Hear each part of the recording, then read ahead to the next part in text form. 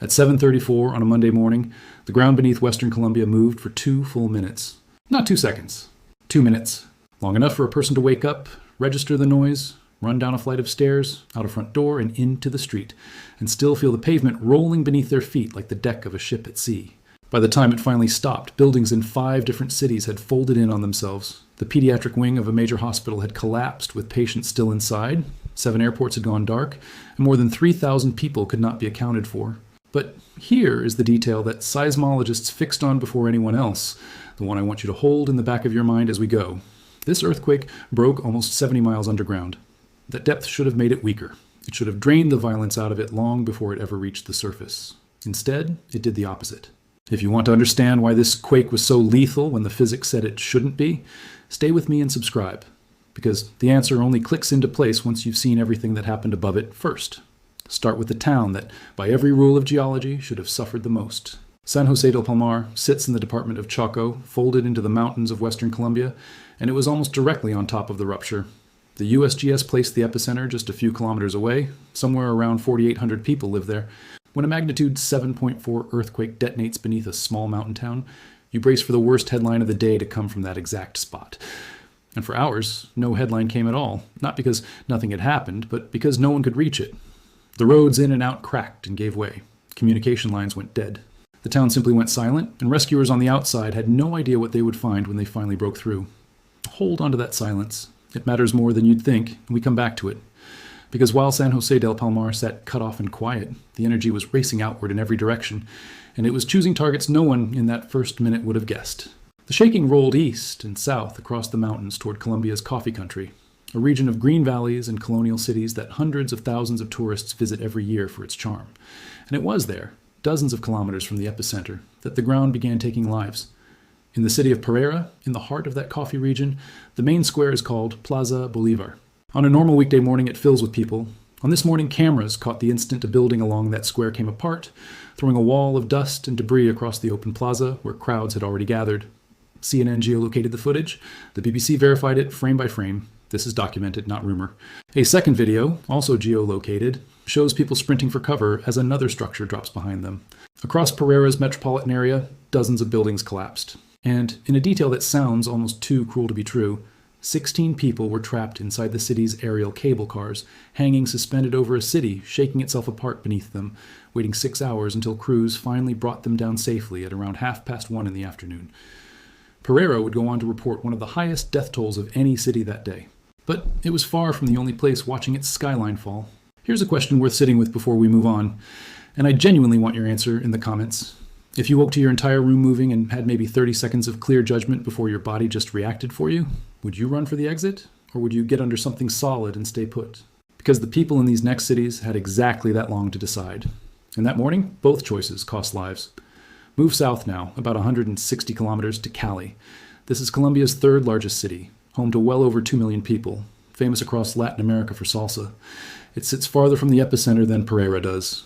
Distance is supposed to protect you. It did not protect Cali. Around 40 buildings collapsed. A 29-year-old traveler from London named Dan Cutler was asleep in a Cali hotel with his partner when it struck. He told the BBC he had never felt anything like it, that they sprinted into the street in their pajamas, that the walls cracked and the plaster peeled off in sheets around them. He walked away. Many did not. And then came the report that stopped rescuers cold, the one that turned a disaster into something closer to a nightmare. At Cali's University Hospital, part of the building came down while patients were still inside. Not just any part. According to the hospital's manager and the governor of Valle del Cauca, roughly 30% of the hospital's infrastructure collapsed, including 3 floors set aside for pediatrics, internal medicine, and part of the neonatal unit. The neonatal unit. That means the earthquake reached into the one room in the entire city built to protect the smallest, most fragile lives there are, and pulled the ceiling down on them. Patients were trapped in the rubble. Medical staff wheeled others out on gurneys and treated them in the hospital gardens because the building itself was no longer safe to stand in. Rescuers pulled at least 4 people from the wreckage. Firefighters and soldiers worked the pile for hours. And this is the moment the pattern that had been nagging at scientists became impossible to ignore. A deep earthquake, hundreds of kilometers of reach, and yet the destruction was not fading with distance the way it was supposed to. Something about how this quake delivered its force was wrong. We will get to exactly what. But first, go north to Manizales, another jewel of the coffee region, because this one city holds the entire paradox of the disaster inside it. Manizales has lived through earthquakes before, and it learned. The city enforces some of the strictest seismic building codes in the country. A meteorologist there named Luis Felipe Molina described sitting in his home about 150 kilometers from the epicenter, listening to glass shatter and neighbors scream, watching 450 books tumble off his shelves. And yet his building held. The codes worked. That is real, and it is the good news. Now the other side of the same city, a tower of the cathedral broke loose and crashed down. Buildings that predated the modern codes cracked and fell. The city had to evacuate its own cable car system for structural damage. So in one city, on one morning, modern engineering saved lives on one street while an older structure killed on the next. Hold that contrast. It is the closest thing this story has to a lesson, and we return to it at the end. By now, the reports were flooding in from everywhere at once, and this is where the scale becomes genuinely hard to hold in your head. 5 capital cities across the country went into red alert. Around 86 buildings had collapsed. 7 airports suspended operations at once, one of them missing part of its control tower. The shaking crossed borders. People evacuated buildings in Panama. Homes were damaged in Ecuador. Tremors reached Venezuela.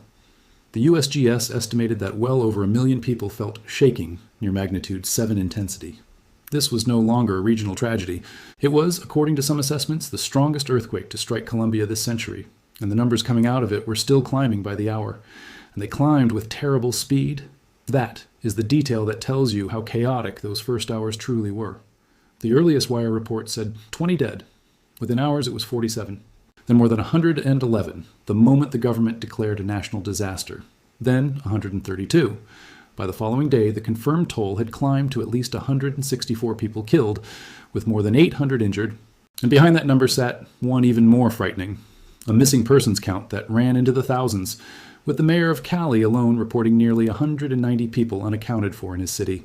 Those are not all deaths. Many are simply families scattered in the chaos. Phones dead, neighborhoods evacuated, no way to check in. But every name on that list is a household sitting beside a silent phone, and rescuers understood that some fraction of those people were still under the concrete, and still possibly alive, which is why what came next mattered so much. The response was immediate, and it was human before it was official.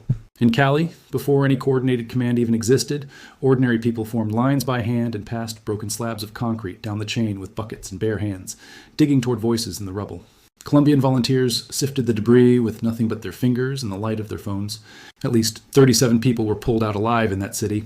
But its mayor went on the radio and openly pleaded for more rescuers, more equipment, more soldiers. About 600 troops were deployed to Cali on the first day, with hundreds more requested overnight, and a curfew was imposed to keep residents out of harm's way while crews worked. Bogotá, the capital, had been largely spared, so it turned its resources outward.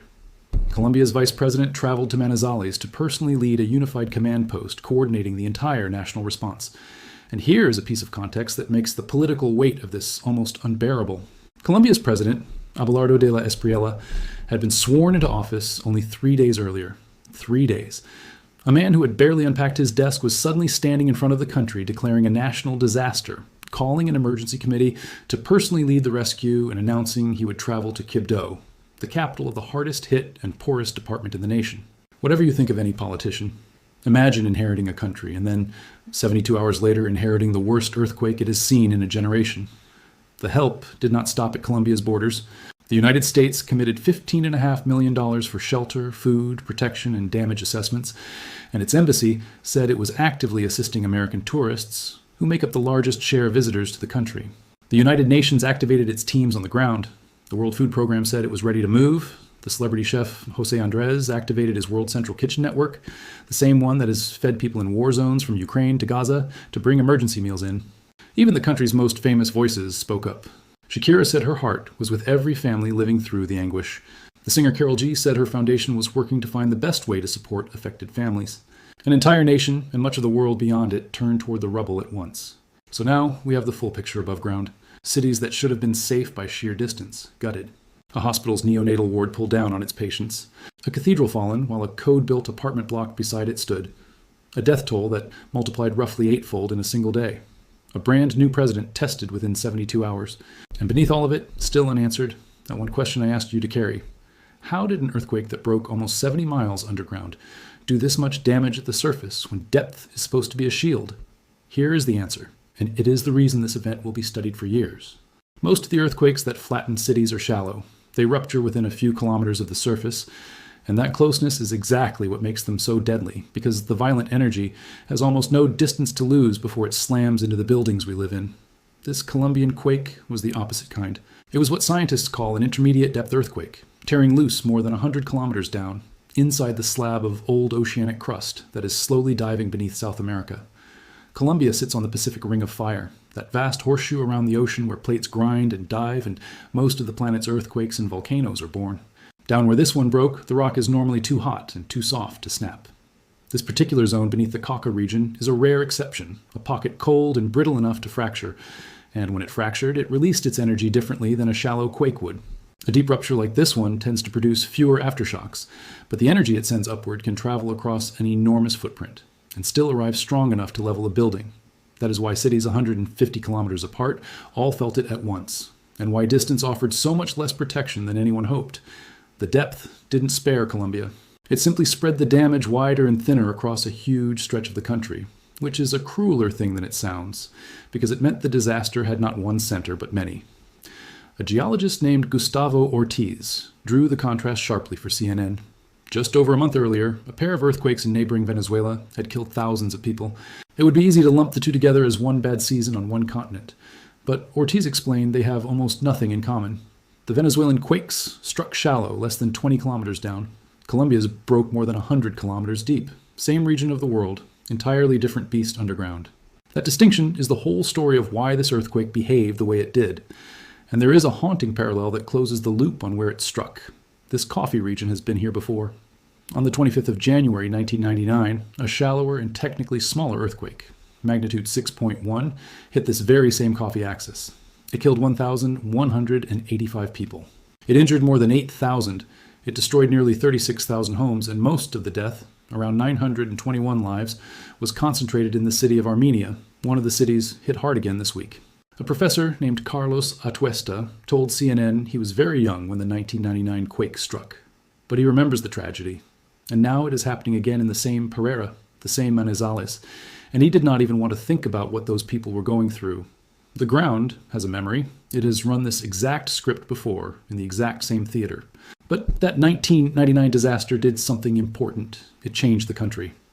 In its aftermath, Colombia decided it would never again be caught so unprepared, and it began running earthquake evacuation drills at least twice a year in major cities like Bogotá, Medellín, and Cali. It rewrote how it builds. And you can see the fingerprints of that decision in the wreckage this week, in the difference between Manizales' book-filled apartment that held and the older tower that fell.